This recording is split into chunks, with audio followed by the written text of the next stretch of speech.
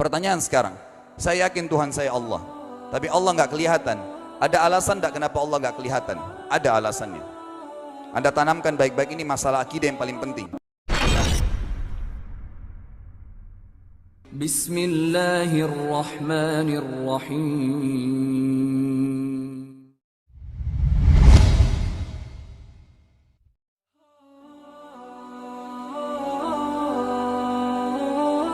Kata Nabi, atau disebutkan dalam banyak riwayat, bahwasanya nabi-nabi pun belum pernah ada nabi yang lihat Allah, termasuk Nabi Muhammad SAW.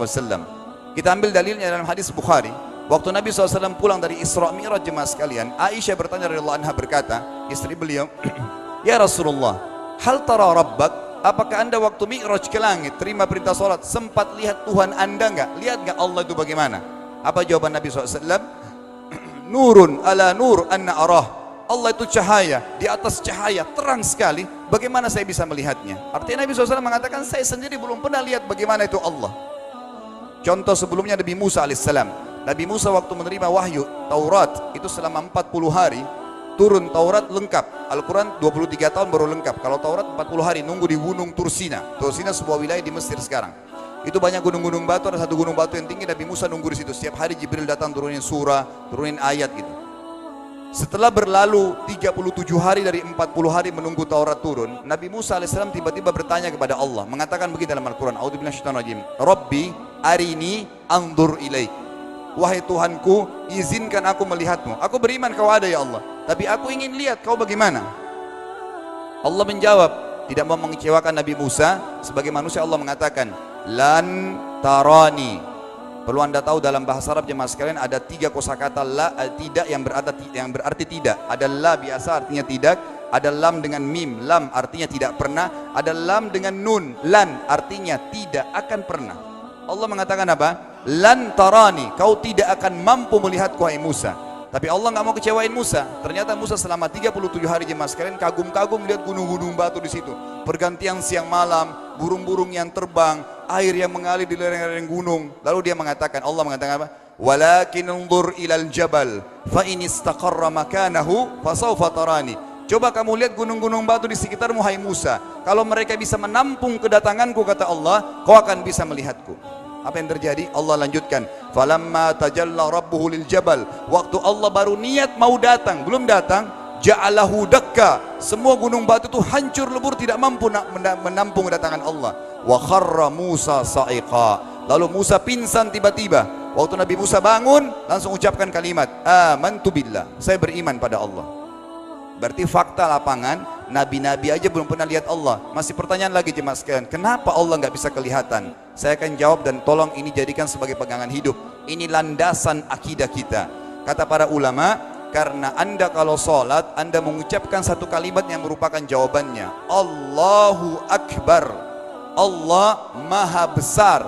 Akbar adalah siga mubalaghah dalam Islam. Sesuatu yang melampaui batas, Maha Besar.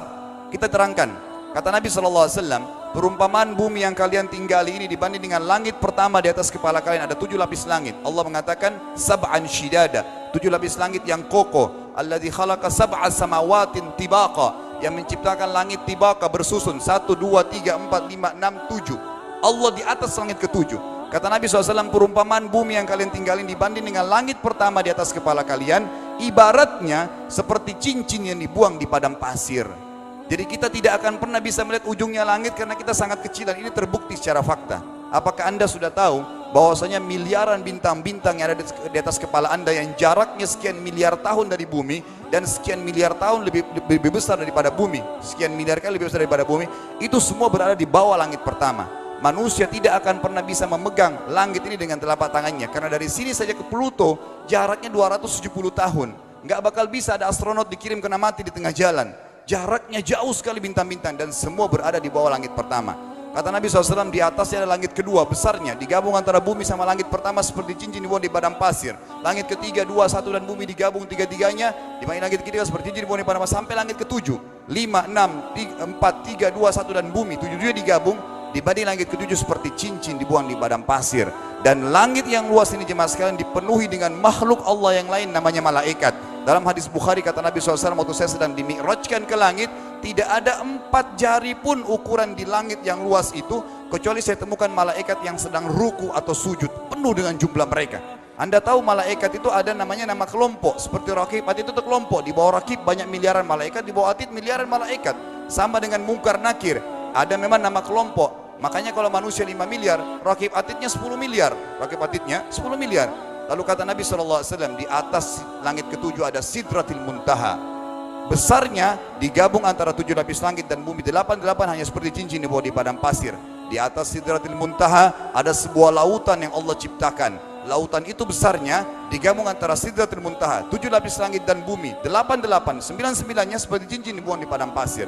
Makanya kalau Anda baca Quran, Anda baca ayat wa kana arsyu 'alal ma', singgasana Allah di atas air. Ini maknanya, air adalah ada lautan. Lalu kata Nabi SAW, arsy-nya Allah di atas lautan itu singgasananya Allah. Besarnya digabung antara lautan, Sidratul Muntaha, 7 lapis langit dan bumi, 10-10-nya hanya seperti cincin dibuang di padang pasir. Anda sudah hafal ayat kursi? Apa artinya? Ayat tanda-tanda kebesaran Allah. Kursi itu artinya bukan tempat duduk, tapi tempat pijakan kaki raja di singgasana. Kalau raja ingin naik singgasananya di pijakan kaki, itu namanya kursi. Kita baca apa? Wasi'a kursiyuhu as-samawati wal ard. Pijakan kakinya Allah saja sudah menutupi seluruh langit dan bumi ini. Jadi kita mustahil bisa melihat Allah karena besarnya Allah Azza wa Jal. Tinggal kita tutup jemaah sekalian. Kira-kira lalu bagaimana saya berhubungan dengan Allah? Jawabannya sederhana. Anda lingkari namanya Allah, ini Tuhan kita. Yang menyembah selain Allah kafir, yang mempartisipasikan Allah dengan makhluknya, masih sembah berhala, kuburan, jimat, namanya syirik. Dua-dua nggak boleh. Untuk berhubungan dengan Allah yang tidak kelihatan dengan mata kita ini, tapi kita bisa rasakan keberadaannya, cuman satu cara. Di bawahnya lingkarin ibadah, sholat, puasa, zakat, haji, takziah, ziarah kubur, semua ini adalah rangkaian ibadah untuk berhubungan dengan Allah. Semua ibadah ini jemaah sekalian harus seperti yang Allah mau, bukan yang Anda mau. Ini penting. Karena kalau tidak seperti yang Allah mau, Allah tidak terima.